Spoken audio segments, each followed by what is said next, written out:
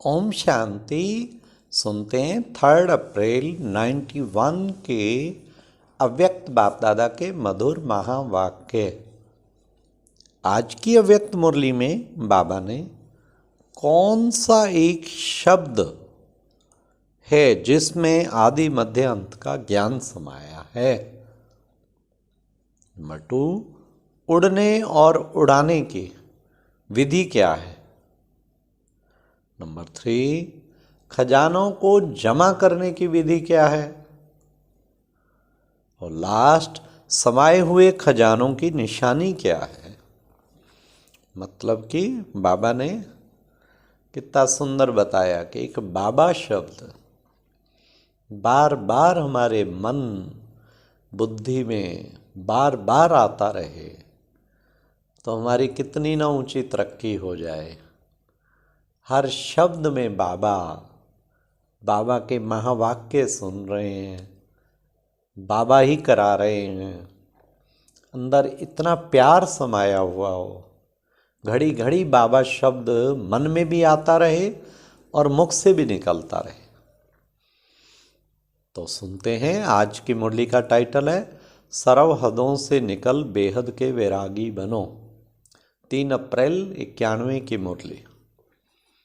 आज कल्प बाद फिर से मिलन मनाने सभी बच्चे अपने साकारी स्वीट होम मधुबन में पहुंच गए हैं।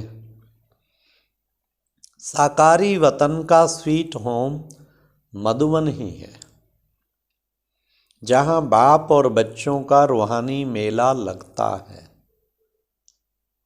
मिलन मेला होता है। तो सभी बच्चे मिलन मेले में आए हुए हो।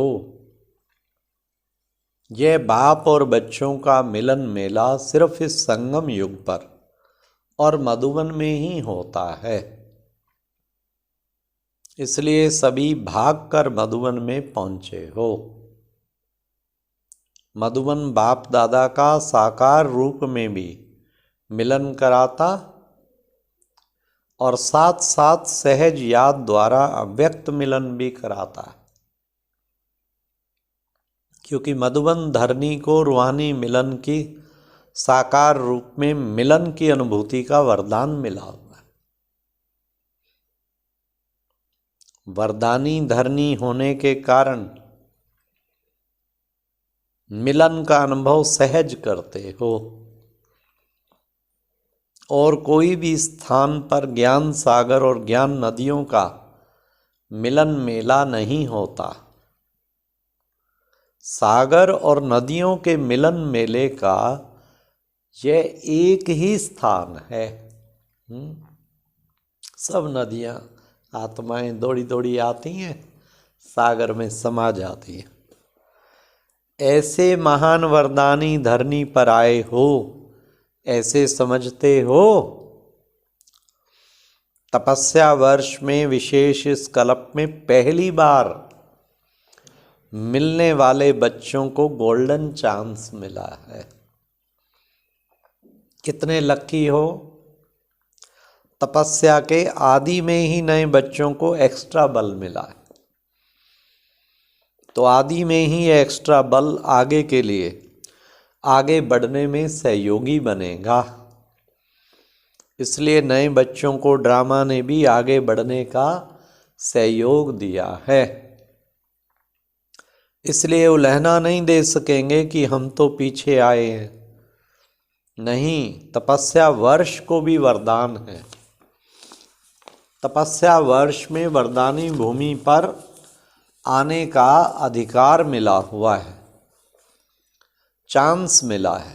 यह एक्स्ट्रा भाग्य कम नहीं है। यह वर्ष का मधुबन धरनी का और अपने पुरुषार्थ का तीनों वरदान विशेष और नए बच्चों को मिले हुए हैं। तो कितने लकी हुए।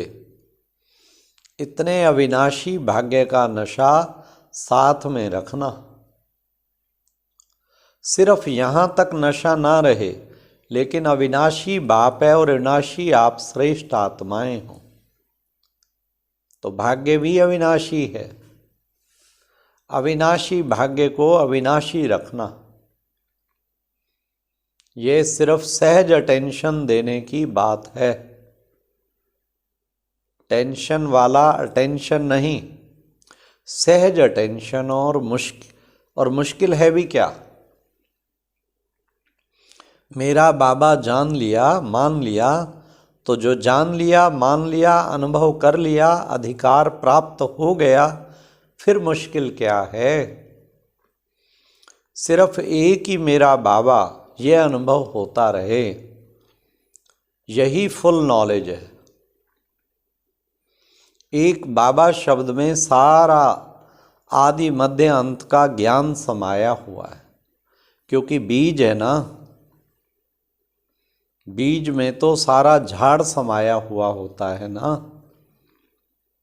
विस्तार भूल सकता है, लेकिन सार एक बाबा शब्द यह याद रहना मुश्किल नहीं है। सदा सहज है ना, कभी सहज कभी मुश्किल नहीं। सदा बाबा मेरा है कि कभी कभी मेरा है? जब सदा बाबा मेरा है तो याद भी सदा सहज है, कोई मुश्किल बात नहीं। भगवान ने कहा आप मेरे और आपने कहा आप मेरे, फिर क्या मुश्किल है? इसलिए विशेष नए बच्चे और आगे बढ़ो, अभी भी आगे बढ़ने का चांस है, अभी फाइनल समाप्ति का बिगुल नहीं बजा है। इसलिए उड़ो और औरों को भी उड़ाते चलो। इसकी विधि है वेस्ट अर्थात व्यर्थ को बचाओ। बचत का खाता, जमा का खाता बढ़ाते चलो, क्योंकि 63 जन्म से बचत नहीं की है, लेकिन गवाया है। सभी खाते व्यर्थ गवाकर खत्म कर दिया है। श्वास का खजाना भी गवाया, संकल्प का खजाना भी गवाया, और समय का खजाना भी गवाया, गुणों का खजाना भी गवाया, और शक्तियों का खजाना भी गवाया, और ज्ञान का खजाना भी गवाया। सब बाबा कहते गवा बैठे हो। कितने खाते खाली हो गए हैं, अभी इन सभी खातों को जमा करना है। जमा होने का समय भी अभी है, और जमा करने की विधि भी बाप द्वारा सहज मिल रही है। विनाशी खजाने खर्च करने में कम होते हैं, खुटते हैं, और यह सब खजाने जितना सब के प्रति और औरों के प्रति शुभ वृत्ति से कार्य में लगाएंगे, उतना जमा होता जाएगा, बढ़ता जाएगा। यहाँ खजानों को कार्य में लगाना यह जमा की विधि है।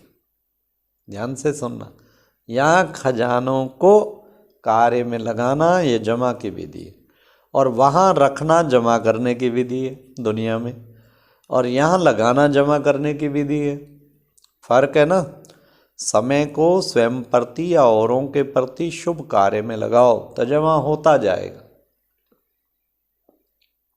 ज्ञान को कार्य में लगाओ।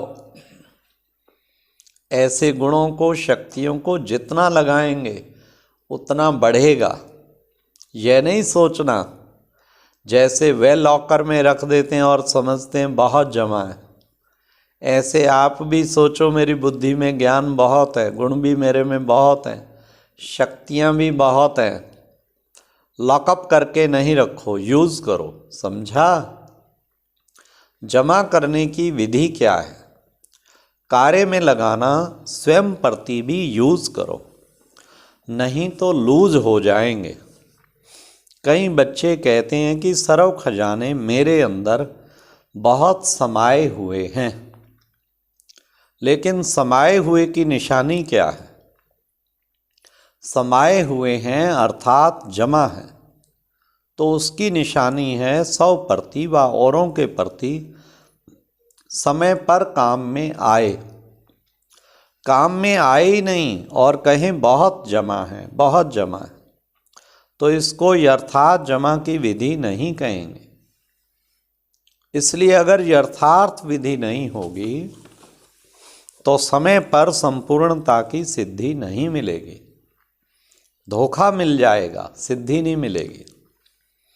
गुणों को, शक्तियों को कार्य में लगाओ तो बढ़ते जाएंगे। तो बचत की विधि, जमा करने की विधि को अपनाओ, फिर व्यर्थ का खाता स्वतः ही परिवर्तन हो, सफल हो जाएगा। जैसे भक्ति मार्ग में नियम है कि जितना भी आपके पास स्थूल धन है तो उसके लिए कहते हैं दान करो, सफल करो तो बढ़ता जाएगा।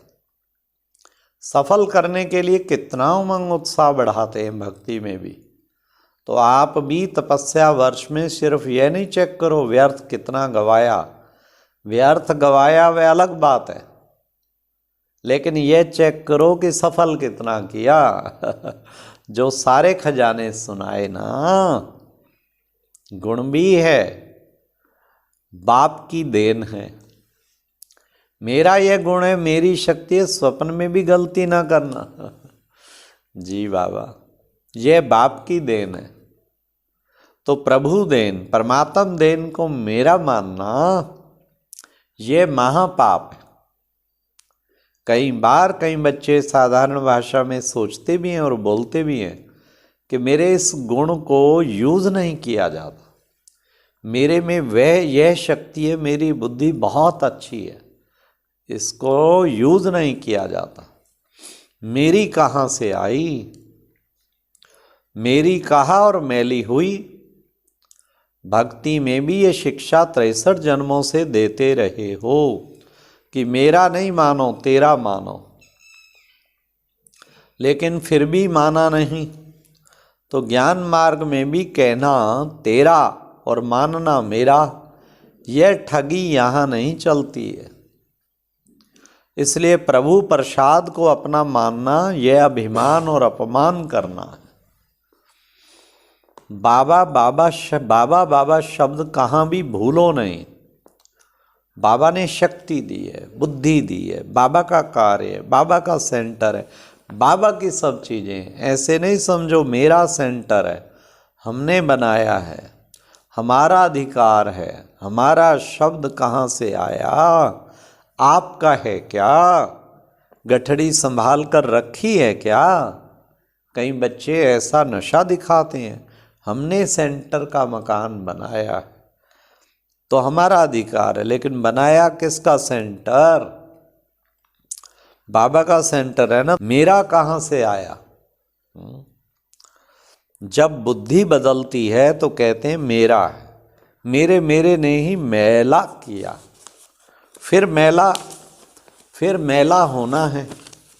जब ब्राह्मण बने हो तो ब्राह्मण जीवन का बाप से पहला वायदा कौन सा है? नयों ने वायदा किया या पुरानों ने ही किया है? दोनों ने किया है। नए भी अभी तो पुराने होकर आए हो ना, निश्चय बुद्धि का फॉर्म भरकर आए हो ना। तो सबका पहला वायदा है तन मन धन और बुद्धि सब तेरे। यह वायदा सभी ने किया है ना। अभी वायदा करने वाले हो तो हाथ उठाओ। जो समझते हैं कि आईवेल के लिए कुछ तो बाबा रखना पड़ेगा।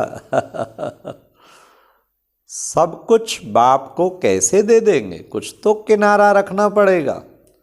जो समझते हैं कि समझदारी का काम है, वह हाथ उठाओ। कुछ किनारे रखा है देखना, फिर यह नहीं कहना कि हमको किसने देखा, इतनी भीड़ में किसने देखा। बाप के पास तो टीवी बहुत क्लियर है, उसमें छिप नहीं सकते हो। इसलिए सोच समझ करके थोड़ा रखना है, वो भले रखो। पांडव क्या समझते हैं, थोड़ा रखना चाहिए। अच्छी तरह से सोचो, जिनको रखना है वे अभी हाथ उठा ले, बच जाएंगे। नहीं तो ये समय सभा, ये आपका कांध का हिलाना, ये सब दिखाई देगा। कभी भी मेरापन नहीं रखो। बाप कहा और पाप गया। बाप नहीं कहते तो पाप हो जाता है। पाप वश हो करके फिर बुद्धि काम नहीं करती। कितना भी समझाओ, कहेंगे नहीं यह तो राइट है, यह तो होना ही है, यह तो करना ही है। बाप को भी रहम पड़ता है, क्योंकि उस समय पाप के वश हो जाते। बाप भूल जाता है, पाप आ जाता है, और पाप के वश होने कारण जो बोलते हो, जो करते हो, ये स्वयं भी नहीं समझते हम क्या कर रहे हैं, क्योंकि परवश होते हैं। तो सदा ज्ञान के होश में रहो, पाप के जोश में नहीं जाओ। बीच बीच में माया की लहर आती है ना, आप नए इन बातों से बच करके रहना, मेरे मेरे में नहीं जाना। अच्छा, चारों ओर के